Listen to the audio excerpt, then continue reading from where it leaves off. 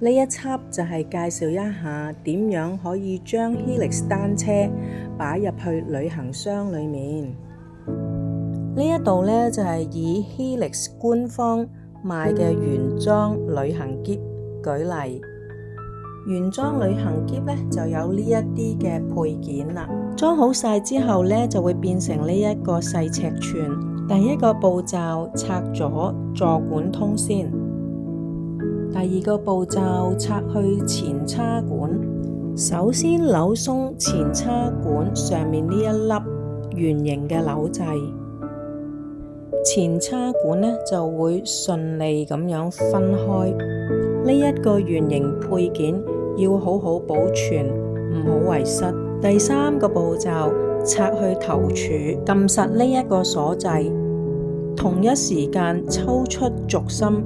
拆去頭柱之後，記得將不鏽鋼軸心放返去原位，用一個海綿好好咁樣包住頭柱，然後好好咁樣用魔術貼同埋橡筋帶固定，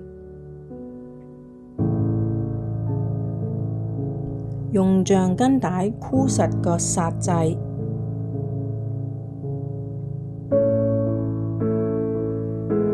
兩邊剎掣箍實好之後，用魔術貼固定好個位置，等佢唔好喐。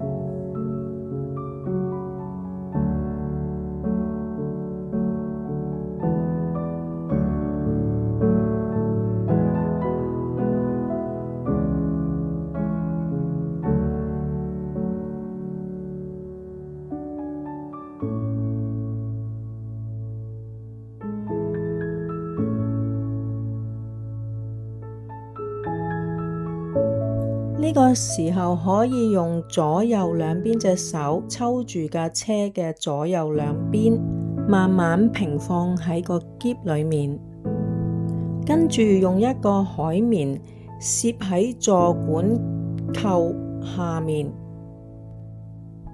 等佢唔會喺個篋裏邊搖嚟搖去，同埋係保護所有嘅零件。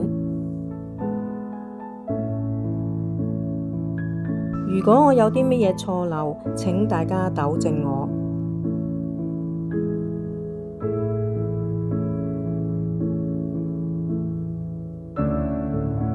呢個時間抽返起部車，將支座管通放喺車架下面一個空位。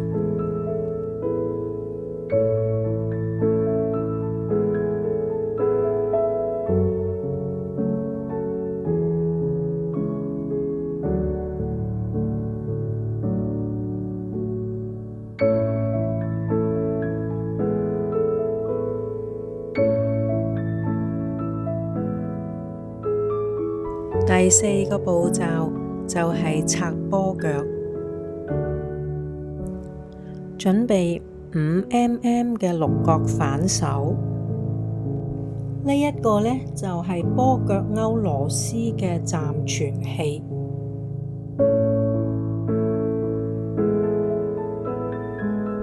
拆咗粒波腳勾螺絲之後，就將佢放喺呢一個暫存器嗰度。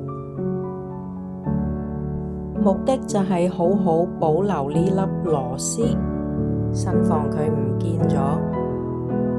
又或者你揾個袋仔，好好保護呢粒螺絲，同埋之前第二個步驟拆出嚟嗰粒前叉鎖一齊放好。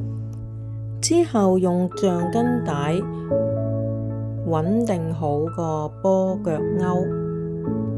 第五步驟，用條單車鏈包住個齒輪，保護齒輪嗰啲齒。記得呢兩件重要嘅零件要好好保存好。